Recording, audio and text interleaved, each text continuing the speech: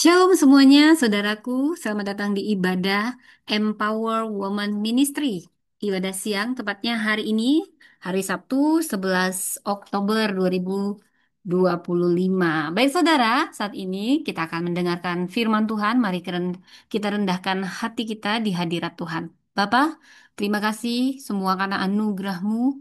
Kami ada sebagaimana kami ada, semua karena kasih karunia-Mu. Terima kasih saat ini. Kami merendahkan hati kami di hadirat-Mu, kami siap mendengar firman-Mu. Berfirmanlah Tuhan lewat hamba-Mu ini, pakailah mulut bibir hamba menyampaikan hanya kebenaran firman Allah. Dan kalau yang bicara pribadi lepas pribadi, kami datang, kami bukan hanya pendengar tapi pelaku firman. Dan kami patahkan segala kuasa yang mencoba menghalangi pemberitaan firman Allah, dihancurkan, dipatahkan. Benteng-benteng keakuan manusia dihancurkan, dipatahkan oleh kuasa darah Kristus. Berfirmanlah Tuhan, kami siap mendengar dalam nama Tuhan Yesus. Amin. Saudara, apa kabar?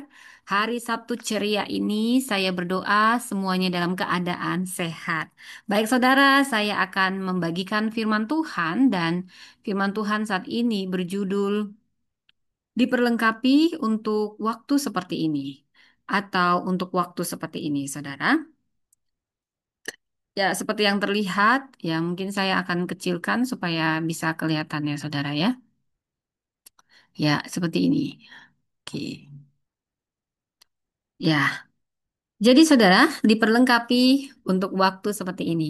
Saya suka gambar ini, saudara. Saya suka keanggunan dan kecantikan Ratu Esther yang terlukiskan di gambar ini. Tapi gambar ini punya penuh makna dan ini semua terlukis dalam beberapa kata, yaitu satu kalimat diperlengkapi untuk waktu seperti ini. Esther 4 ayat 14b. Baik, sebelum kita masuk firman Tuhan, saudara, saya ingin memberitahu uh, latar belakang dari kisah Ratu Esther, For such a time as this. Ini dimulai di zaman pembuangan di Persia, saudara, yaitu di bawah kekuasaan Raja Ahasiweros atau Xerxes I 486 sampai 465 sebelum Masehi. Pada saat itu bangsa Yahudi hidup sebagai minoritas, tidak punya kuasa politik. Dan kita harus belajar budaya Persia di mana posisi perempuan itu kelas 2. Jadi posisi ratu juga sebenarnya hanyalah simbolis, namun ada pengaruh di balik layar. Protokol kerajaan Persia yang rajanya Ahasiweros ini sangat ketat. Raja itu seperti Tuhan. Tidak boleh sembarangan siapapun menghadap raja tanpa diminta. Esther 4 ayat 11. Dan saya harus beritahu, posisi Esther adalah gadis yang dulunya gadis Yahudi biasa saja, yatim piatu. Dia dibesarkan oleh sepupunya yang umurnya terpaut jauh, jadi seperti ayahnya karena orang tuanya sudah meninggal, yaitu Mordekai. Sebenarnya ini sepupu, tapi seakan-akan seperti pamannya. Tahukah saudara, dia dipilih jadi ratu bukan karena kebetulan, tetapi penataan ilahi. Inilah satu-satunya kitab di mana tidak ada nama Tuhan. Bila Anda baca dari Esther 1 sampai Esther 10, Anda tidak akan menemukan nama Tuhan di dalamnya. Dan di sini kejadian pada saat Esther memerintah sebagai ratu, terpilih sebagai ratu, Haman sedang merancang pemusnahan seluruh orang Yahudi karena rasa dengki iri pada Mordekai yang tidak mau tunduk setiap kali menghadapi si Haman. By the way, Haman ini adalah keturunan Agag. Tahukah Anda masih ingatkah kisah di mana ketidaktaatan Raja Saul? Nah, Raja Saul tidak taat sepenuhnya sehingga dia membuka celah. Kenapa Tuhan menyuruh Raja Saul membumi hanguskan semua, baik Raja Agag dan yang lainnya? Karena Tuhan tidak mau ada celah-celah untuk dosa. Dan ketidaktaatan Saul lah yang membawa masalah ke depannya. Di mana ada keturunan dari Raja Agag yang akhirnya pun hidup dan sangat membenci orang Yahudi. Dan saya masih ingat Hitler itu juga kalau ditelusuri, tahu saudara, tahukah Anda, Hitler ini ada hubungannya juga dengan Agag, saudara. Jadi kalau disuruh taatlah saudara, supaya tidak ada celah-celah. Kita tahu bagaimana 5 juta orang Yahudi disesah di Perang Dunia Kedua oleh Hitler. Hitler ini sangat membenci orang Yahudi. Banyak yang membenci orang Yahudi. Orang Yahudi ini minoritas, tetapi Allah menyertai mereka. Saudara, disinilah kisah Esther ini. For such a time as this. Esther berada di persimpangan. Dia berdiam diri, boleh saja karena dia ratu, mau selamat sendiri, boleh, atau mengambil resiko demi bangsanya. Saudara, saya ingin kita membaca firman Tuhan dan saya akan menelusuri ayat per ayat saudara. Karena saya suka mengeksegesis firman Tuhan itu nggak lengkap kalau nggak dieksegesis. Mari kita baca firman Tuhan dari Esther 4 ayat 10 sampai ayat 17. Saya akan mulai ayat yang pertama dan Bapak Ibu bisa membacanya karena ini online. Bapak Ibu bisa membaca dalam hati dan saya membacakan semua. Akan tetapi, Esther menyuruh Hatta memberitahukan kepada Mordekai, semua pegawai raja serta penduduk daerah-daerah kerajaan mengetahui bahwa bagi setiap laki-laki atau perempuan yang menghadap raja di pelataran dalam dengan tiada dipanggil hanya berlaku satu undang-undang yakni hukuman mati. Hanya orang yang kepadanya raja mengulurkan tongkat emas yang akan tetap hidup dan aku selama 30 hari tidak dipanggil menghadap raja. Ayat 12, ketika disampaikan orang perkataan Esther itu kepada Mordekai. Kita tahan dulu saudara, saya mau menjelaskan. Bila kita mengeksegesis dari ayat 10 saudara ya. Bagaimana Esther didatangin oleh Hatta. Esther menyuruh Hatta memberitahukan kepada Mordekai. Jadi Esther gelisah, dia memakai Hatta. Esther awalnya ingin solusi simbolik yang itu memberi pakaian kepada Mordekai, tetapi Mordekai menuntut aksi nyata. Saudara, dalam krisis besar, tindakan simbolik tidak cukup. Panggilan Allah menuntut keberanian yang konkret. Jangan hanya kasih doa atau kata-kata penghiburan. Kadang kita dipanggil bertindak, saudara. Bertindak. Esther menjawab, tidak bisa sembarangan menghadap raja tanpa dipanggil. Hukumnya mati. Jadi saudara, Anda harus tahu pada saat eh, Esther menjadi ratu, di situ perempuan di istana terbatas geraknya. Esther sadar risikonya sangat nyata. Saudara, tapi ada yang harus kita sadari sebagai pengikut Kristus. Panggilan Tuhan memang akan sering berbenturan dengan zona nyaman dan resiko pribadi. Panggilan Tuhan akan sering berbenturan dengan zona nyaman dan resiko pribadi. Jadi, mengikut Tuhan, kita harus berani melawan arus, melawan rasa aman. Demi apa? Demi kebaikan yang lebih besar. Nah, kalau kita telusuri lagi, dikatakan dari ayat 13 saudara ya tadi, maka Mordekai menyuruh menyampaikan jawab ini kepada Esther. Jangan kira karena engkau di dalam istana raja, hanya engkau yang akan terluput dari antara semua orang Yahudi. Sebab sekalipun engkau pada saat ini berdiam diri saja, bagi orang Yahudi akan timbul juga pertolongan dan kelepasan dari pihak lain, dan engkau dengan kaum keluargamu akan binasa. Siapa tahu mungkin justru untuk saat yang seperti ini engkau beroleh kedudukan sebagai ratu. Wow, kalau kita telusuri ayat 13 sampai ayat 14 ini saudara, Mordekai menegur keras. Dia seorang yang berani bicara apa adanya, saudara. Walaupun Esther ponakannya sudah jadi ratu, dia bukan tipikal penjilat, saudara. Jangan pikir engkau selamat. Jangan engkau berdiam diri. Karena kalaupun kau diam, ya, pertolongan bagi umat Tuhan selalu akan datang. Tapi dalam tantangan yang besar, Mordekai justru bisa melihat peluang, saudara. Ini bicara iman. Iman percaya sebelum melihat, sekalipun situasinya sulit. Ini yang sedang dikatakan oleh Mordekai. Siapa tahu, siapa tahu, untuk waktu seperti ini, engkau beroleh kedudukan sebagai ratu. Bukankah ini masa genting?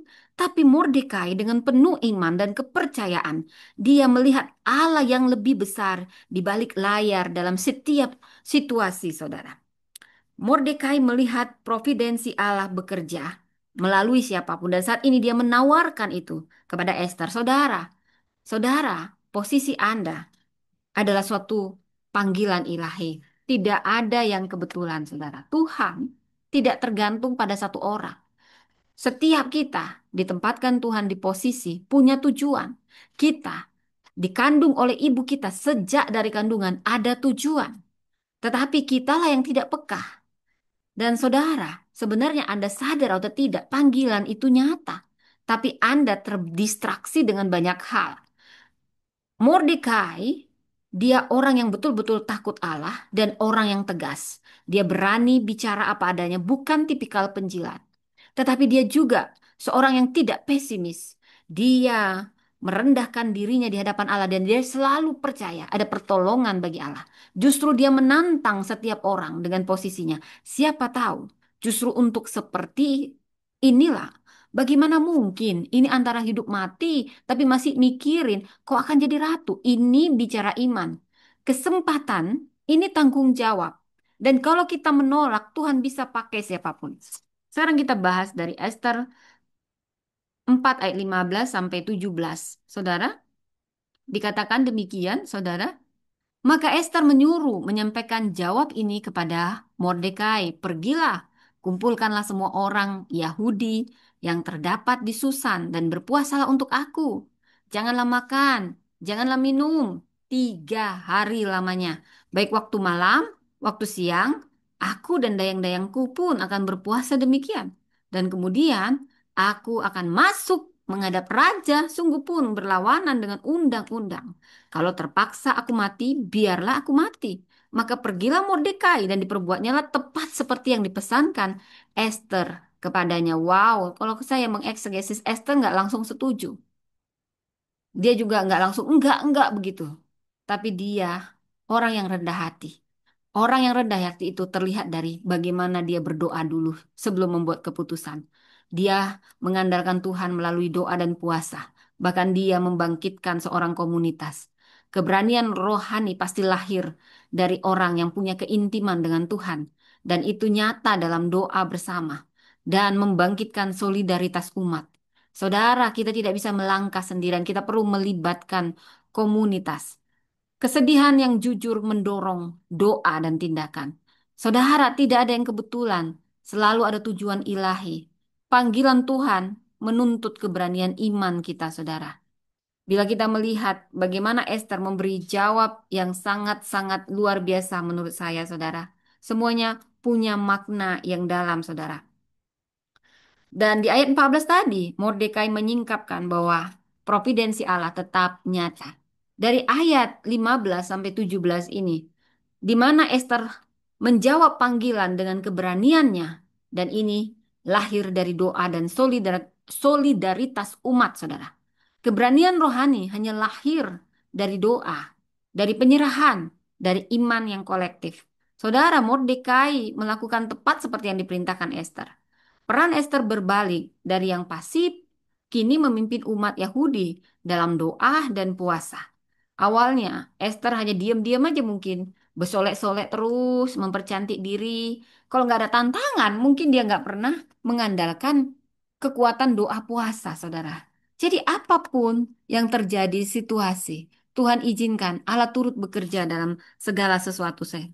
Saudara, awalnya Esther pasif di istana saja.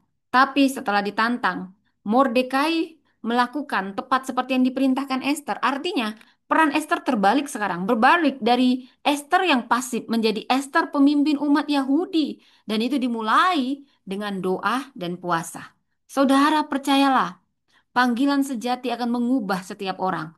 Bahkan kita yang dulunya fasik, panggilan itu memberi kita keberanian saat kita intim kepada Tuhan dan bersandar penuh. Orang yang biasa pasif, penerima instruksi.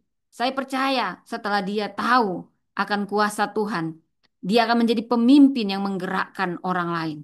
Bila kita melihat dari Esther 4 ayat 1 sampai 17, ada 3 rema yang bisa saya, 4 bahkan. Krisis harus ditanggapi dengan doa dan puasa. Saya tidak tahu, mungkin di antara saudara ada yang sedang menghadapi krisis. Krisis dalam berbagai bentuk, saudara. Mari kita berbicara pada diri kita, saudara. Apa yang Roh Kudus sampaikan di krisis yang pertama, mau tidak mau, kita harus. menanggapinya, awali dengan doa dan puasa. Karena memang panggilan Allah menuntut keberanian. Keberanian ini akan selalu bertentangan dengan zona aman. Untuk waktu seperti ini hidup bukan kebetulan. Ini hidup kita misi. Misi. Keberanian sejati. Kalau terpaksa aku mati, biarlah aku mati. Ini berani mengambil resiko. Privilege is a calling, not a protection. Saudara, bila kita melihat, saudara, ini luar biasa. Sangat luar biasa. Jadi di ayat 12 sampai 14 ini puncak teologis pasal dari kitab Ester. Mordekai mengingatkan Ester keberadaannya sebagai ratu bukan kebetulan. Saya juga mau katakan, apapun keberadaan Anda saat ini, itu bukan suatu kebetulan. Allah berdaulat, dia bisa menolong dengan atau tanpa kita. Namun, kita dipanggil untuk mengambil bagian dalam rencananya. Jadi untuk waktu seperti ini adalah panggilan ilahi. Pergilah, kumpulkanlah semua orang Yahudi. Berpuasalah untuk aku pun akan berpuasa. Saudara ini, Esther memilih iman, bukan kenyamanan, mengambil resiko. Dia pemimpin rohani yang rela berkorban. Saudara, bukankah sekarang kita melihat bagaimana jenis-jenis kepemimpinan yang cari aman?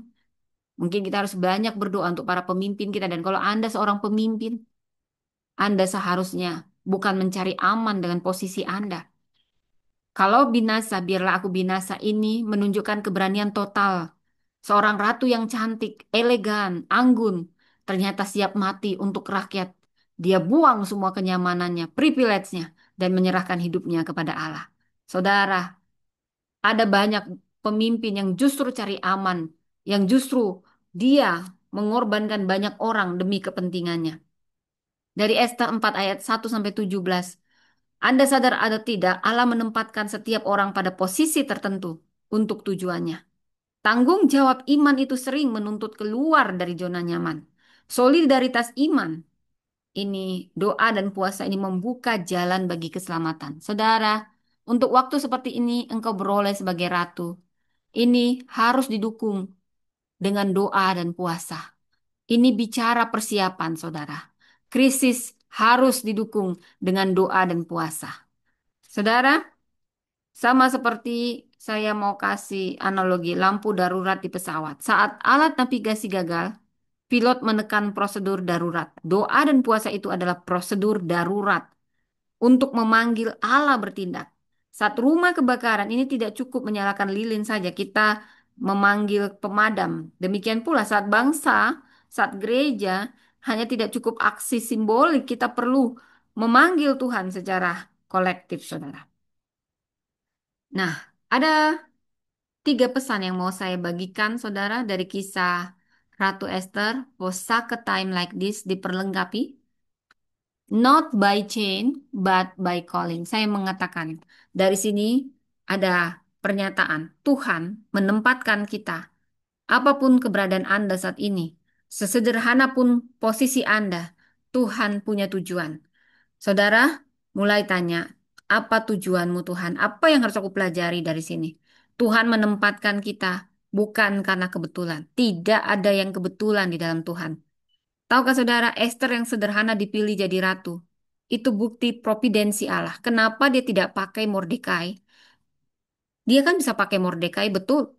Ini juga mau menunjukkan bahwa Allah memakai siapapun, baik laki-laki dan perempuan, untuk pemeliharaan Allah. Tahukah saudara, justru perempuan banyak dipakai Allah untuk melindungi mesianik lahirnya juru selamat. Esther, Miriam, Yokebed, Maria, ini semua dipakai Tuhan untuk mempersiapkan jalan bagi Mesias. Saudara, Esther terpilih. Ada banyak wanita cantik. Ada banyak yang lebih cantik mungkin, saudara. Tetapi, seperti kata Amsal, kecantikan adalah bohong. Karena kasih karunialah, sehingga Raja Ahasiweros mengarahkan wajahnya. Mungkin Esther cantik, banyak wanita cantik, tapi dia punya karisma dari dalam. Saudara, Anda percaya atau tidak? Doa itu membuat kita berkarisma. Doa orang yang wanita yang berdoa itu membuat dia anggun dari dalam dan dari luar. Kalau nggak percaya, coba aja saudara ya. Jadi hidup kita ini bukan kebetulan. pekerjaan kita, keluarga kita, bahkan posisi sosial kita semuanya bagian dari rencana Allah. Jangan merasa tidak berarti. Apapun mau Anda hanya sebatas ibu rumah tangga, guru biasa, guru TK, setiap posisi itu punya panggilan. Saya katakan, setiap posisi itu punya panggilan. Saya mau cerita. Ada seorang gadis, mungkin Anda nggak pernah dengar ini kisahnya, saudara. Saya memang mau mengambil sesuatu yang sederhana, saudara ya. Bagaimana Tuhan turut bekerja dalam hal sederhana. Catherine Johnson.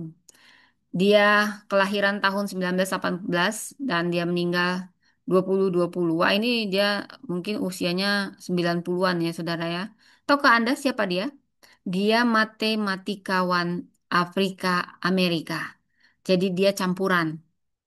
Saudara, dulu ada yang namanya Kulit clone, jadi diskriminasi ras dan gender itu terasa banget ya sama orang-orang kulit putih dengan yang berwarna. Saudara, wanita, dia sudah wanita. Nah, kulit hitam pula lagi ya, campuran lagi, jadi agak dipandang sebelah mata. Tapi tahukah saudara, dia menggeluti apa yang menjadi perannya. Dia menggali setiap keahliannya karena dia percaya saya bisa berguna untuk sesuatu. Ada tujuan hidup ini. Saudara, saat Anda tahu tujuan hidup Anda akan berbeda. Cara Anda belajar akan berbeda. Cara Anda melakukan apapun akan berbeda. Saudara, dia pernah mengalami diskriminasi ras dan gender. Dia di NASA. Akhirnya setelah dia dengan banyak pergumulan, dia menjadi seorang yang ahli dalam matematika. Dan karena keahlian dia inilah, dia dipunya tempat di NASA di saat yang tepat. Saya berdoa, saudara, jangan remehkan apa yang Anda kerjakan saat ini. Karena itu bisa membawa Anda untuk posisi yang lebih besar saat Anda tahu tujuan Anda dan percaya bahwa itu menghasilkan sesuatu yang besar. Anda terus menggali dan memberi yang terbaik, maka saya percaya ada waktunya promosi datang di saat yang tepat. Dia menghitung jalur orbit misi Apollo 11, pendaratan manusia pertama di bulan. Bayangkan, tahun 1969 ternyata seorang perempuan Afrika Amerika yang sederhana, dia menjadi menghitung jalur orbit misi Apollo. Saudara, dia bekerja di balik raya. Dia mungkin tidak tersorot, tapi dia punya peran yang krusial. Seperti Esther. Memang Esther tersorot karena dia ratu. Tapi saya mau katakan orang sederhana juga nggak harus terjadi ratu seperti Esther. Apapun posisi Anda, Tuhan memakai itu untuk sesuatu tujuan yang mulia bila Anda sadar. Kalau Anda sudah sadar, pasti cara Anda, cara pandang Anda akan berbeda. Seperti Esther di istana Persia. Tahukah Anda, Catherine Johnson yang jarang mungkin orang mengenalnya, tapi dia punya banyak dampak di komputer manusia. Dan panggilannya mengubah sejarah. Saudara, saya mau katakan, tidak ada posisi yang kebetulan. Setiap penempatan pasti punya tujuan besar. Tuhan menempatkan kita dengan tujuan. Tidak ada yang kebetulan. Mau Anda dibilang anak haram, maaf saudara ya. Anak haram juga kalau Tuhan berkehendak, itu yang menjadikan membuka dan menutup kandungan itu Tuhan. Jadi kalaupun Anda sepertinya tidak diinginkan, kalau Anda ada, makanya dilarang aborsi karena selalu ada tujuan, saudara. Saudara, yang kedua dari kisah Esther ini, seperti waktu seperti ini. Ini memberitahu kita bahwa panggilan Tuhan menuntut keberanian. Orang yang berani bukan berarti nggak punya rasa takut. Rasa takut itu hal yang lumrah setiap manusia punya. Kalau nggak punya rasa takut, mungkin dipertanyakan dia ini ada gangguan atau tidak, saudara ya. Tapi yang mau saya katakan, keberanian bukan berarti tidak ada rasa takut, tetapi melawan rasa takut itu dengan iman, dengan siap, dengan persiapan. Esther tahu menghadap raja nggak ada dipanggil resikonya bisa mati. Dia bisa pilih cari aman, tapi dia memilih untuk menghadap raja. Tapi dia nggak langsung ngadapin raja, saudara. Perhatikan bagaimana kalau Anda membaca kisah Ratu Esther. Ini persiapan yang penuh hikmat, saudara. Dia awalnya berpuasa, Anda sadar atau tidak, setiap hari peperangan rohani. Anda harus melawan itu dengan doa dan puasa, dengan doa, ya saudara.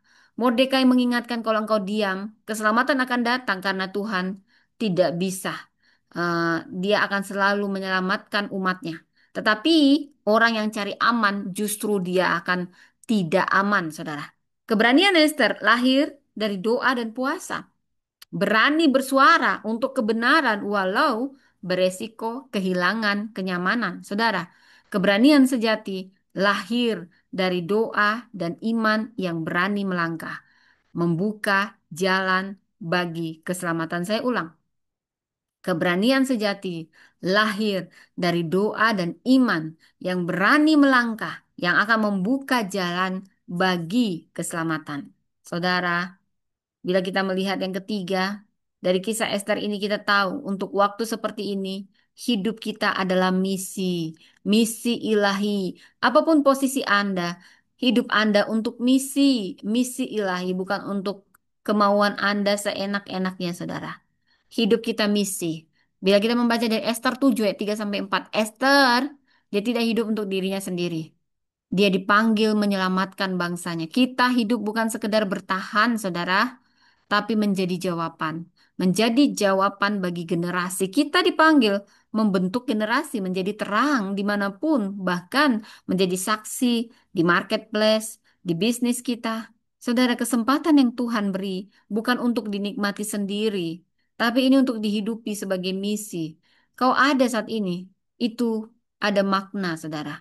Kalau kita baca dan gali Esther 4 ayat 1 sampai 17 ini dari Esther 1 sampai 10, kita tahu ya, puncaknya itu Allah menempatkan setiap orang pada posisi tertentu, ada tujuannya. Tidak ada yang kebetulan. Saya katakan, saudara, tidak ada yang kebetulan. Ada tujuan. Kalau ada tujuan, ada tanggung jawab iman. Dan ini selalu saja kalau namanya udah tanggung jawab itu keluar dari zona nyaman, tidak ada zona nyaman. Dan dari sini kita belajar solidaritas iman itu sangat efektif. Puasa dan doa bersama itu akan membuka jalan bagi keselamatan saudara. Saya tidak tahu apakah Anda punya masalah, tapi Anda bisa memulainya dengan doa dan puasa. Apa-apa doa, apa-apa doa. Mulai dengan doa. Bahkan mulai dengan puasa itu akan membuka jalan lebih untuk terobosan-terobosan. Saudara, saya mau cerita.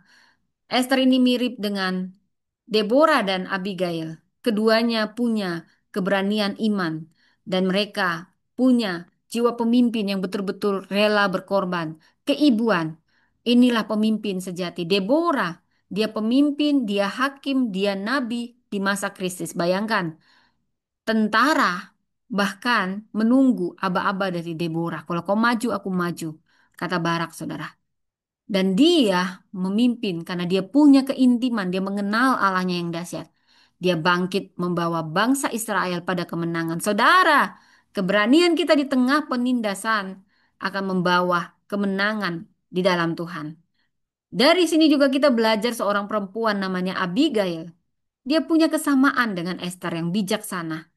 Dia mencegah darah tertumpah. Dia menyelamatkan generasi karena dia punya ketaatan. Tahukah saudara? Ketaatan satu orang menyelamatkan banyak orang. Ketaatan kita saat ini mungkin akan menyelamatkan banyak generasi. Ketidaktaatan kita seperti Saul itu membuka banyak celah sehingga lahir Haman-Haman yang lain, Hitler-Hitler yang lain.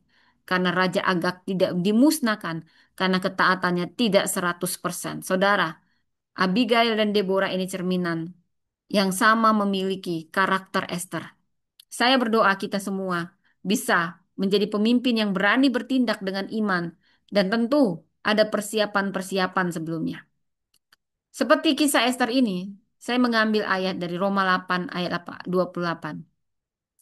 Allah turut bekerja dalam segala sesuatu bagi mereka yang mengasihi Dia, bagi mereka yang terpanggil sesuai rencana Allah.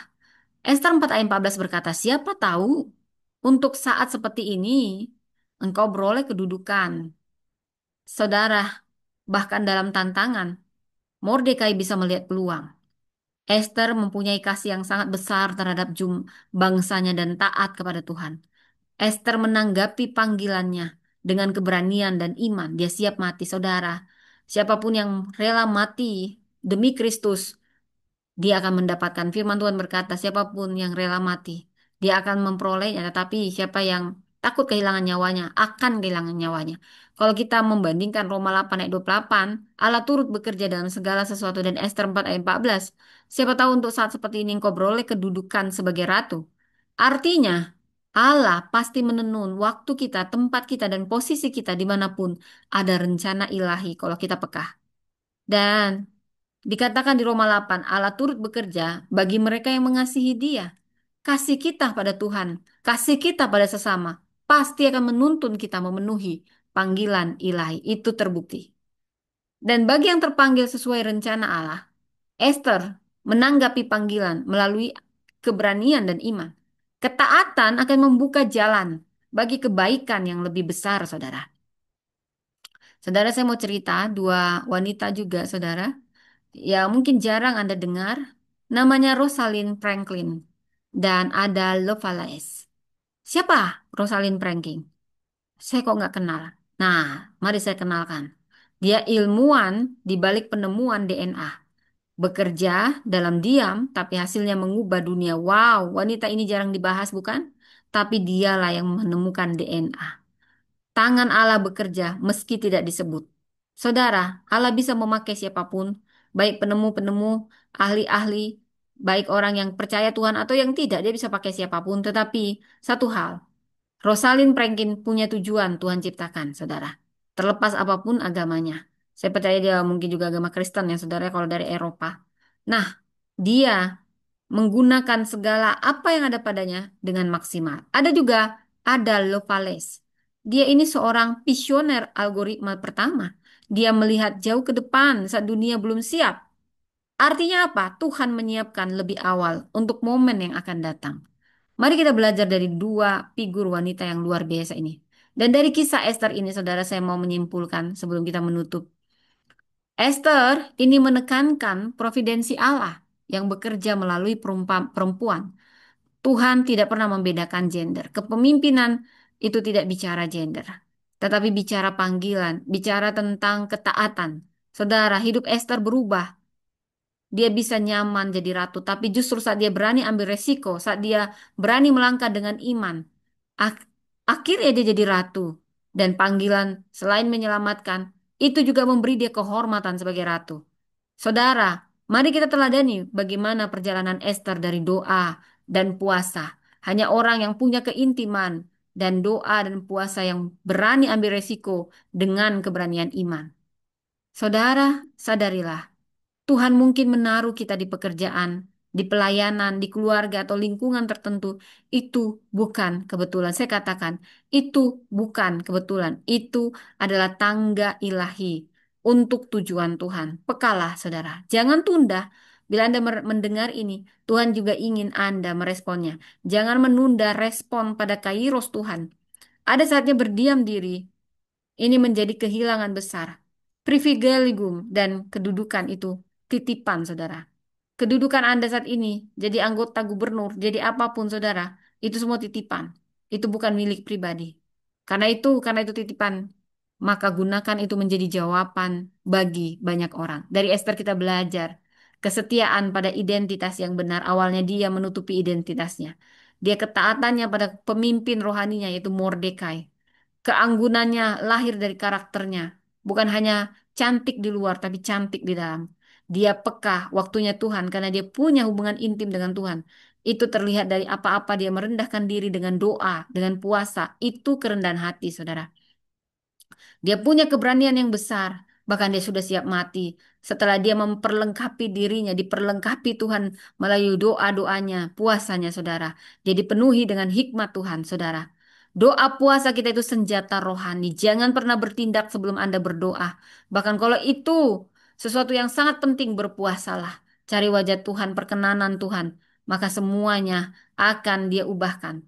Saudara, gunakan posisi seperti Esther menggunakan posisinya bukan untuk memperkaya dia, tapi untuk memperjuangkan keadilan. Kita semua dipanggil apapun posisi kita ada tujuan dan itu semua untuk kemuliaan nama Tuhan. Jadi ingat ini saudara, God never wastes a position. He always assign it for a purpose. Jangan sia-siakan waktu ini. Mungkin justru saat inilah kesempatan kita dipanggil Tuhan. Terima kasih Tuhan memberkati. Mari kita berdoa. Terima kasih Tuhan. Kami percaya untuk waktu seperti ini tidak ada yang kebetulan. Hidup kami tidak ada yang kebetulan. Engkau punya rencana Tuhan. Kami mau apapun yang menjadi posisi kami, status kami, kekayaan kami mau persembahkan untuk Tuhan. Biarlah panggilanmu melampaui. Kami siap memberikan kenyamanan kami, Tuhan. Ajari kami. Kami tidak mau diam. Kami mau ikut berpartisipasi untuk hal yang benar, untuk membela kebenaran. Biarlah kami punya tanggung jawab rohani dalam posisi kami. Biarlah kami juga Engkau ajari Tuhan, bagaimana supaya kami pekah. Kami percaya rencanamu tidak pernah gagal. Ajari kami taat, karena Kau sanggup melakukan apapun, Saudara. Eh, Tuhan, terima kasih untuk posisi dan kesempatan. Ini adalah mandat ilahi. Ini kedudukan bukan kebetulan, tapi bagian rencanamu untuk tujuanmu. Ajari kami, Roh Kudus. Waktu ilahi akan menentukan panggilan kami. Ajari kami peka, Roh Kudus. Terima kasih Tuhan, aku berdoa bagi setiap orang yang saat ini yang tahu bahwa Tuhan punya panggilan untuk posisinya. Kau beri mereka kekuatan kalau mereka harus keluar dari zona nyaman. Terima kasih Tuhan. Di dalam nama Tuhan Yesus kami berdoa. Amin. Baik saudaraku, demikian firman Tuhan hari ini. Dan Anda bisa menyaksikan ini di channel Priscilla Das Channel. Tuhan memberkati.